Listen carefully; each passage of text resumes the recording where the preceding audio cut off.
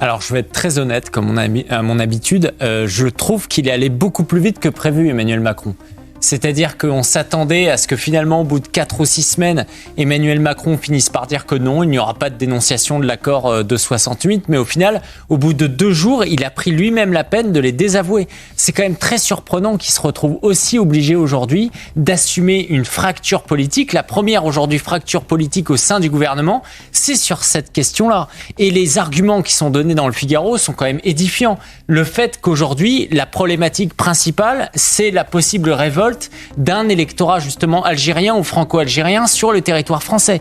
C'est-à-dire ce qu'on est en train d'expliquer depuis près de 3 mois ici sur ces plateaux, où on nous explique non, c'est de la xénophobie de dire ça, c'est du complotisme de dire ça, alors que oui, aujourd'hui on le voit, Emmanuel Macron se sent dans l'obligation de désavouer François Bayrou et Bruno Retailleau parce qu'il a peur, parce que ce n'est pas de la politique étrangère, c'est aujourd'hui de la politique interne. Encore TV International, le chemin de l'information.